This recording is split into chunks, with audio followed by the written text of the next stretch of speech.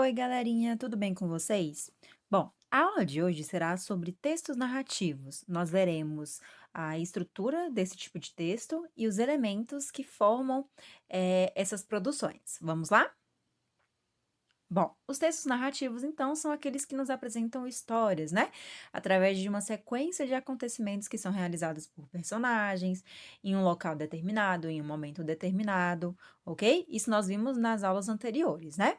Então, vamos agora aprofundar os nossos estudos. Estrutura da narrativa. Gente, tenham em mente que todo tipo de texto tem uma estrutura específica, tá bom?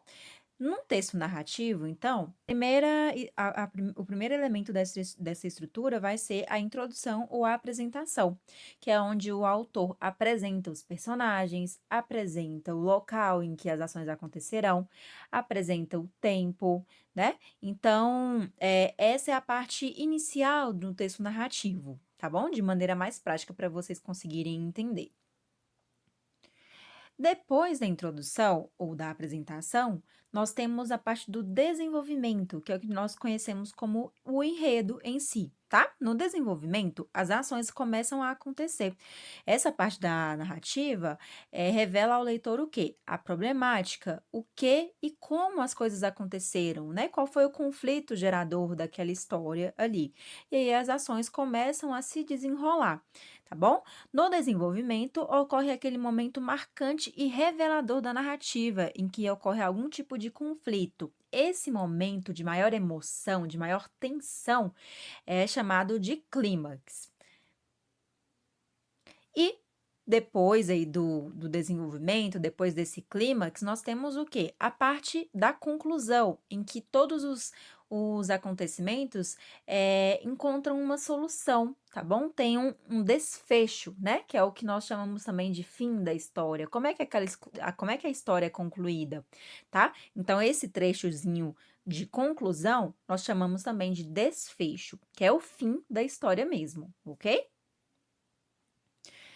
Além da estrutura da narrativa, que é formada, então, pela introdução ou apresentação, desenvolvimento e conclusão, nós temos o quê? Os elementos da narrativa. Então, lembrem-se disso, dessas duas classificações: estrutura da narrativa e elementos da narrativa.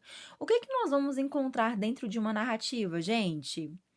Ó, nós vamos encontrar o espaço, o ambiente, o local, o lugar em que as ações acontecem, em que a história é realizada, tá bom? Nós vamos encontrar o tempo, né? O tempo é em que momento aquilo aconteceu, quando, quanto tempo durou. Esse tempo pode ser cronológico, que é esse tempo que nós utilizamos no mundo real mesmo, né? Com horário, com datas, com dias de semana, com tarde, manhã e noite, ou pode ser psicológico. O tempo psicológico é o quê? Um tempo inventado pelo personagem, tá bom? Nós temos o enredo, que trata justamente da trama, né, onde as ações se desenrolam. Então, o enredo é formado pelos acontecimentos vivenciados pelos personagens, então seria aquela sequência de acontecimentos, tá bom? Além do enredo, nós temos o quê? Os personagens. Existem os personagens principais e os personagens secundários. Os personagens principais são aqueles que têm maior destaque dentro da narrativa, eles podem ser protagonistas, que desejam, tentam e conseguem fazer alguma coisa. Geralmente, esse tipo de personagem consegue conquistar o público leitor, né?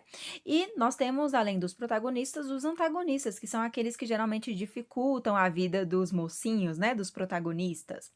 Ok, então nós temos esses personagens principais e nós temos os personagens secundários, que são os coadjuvantes, aqueles que ajudam os personagens principais em ações menos, que recebem menos destaque, né?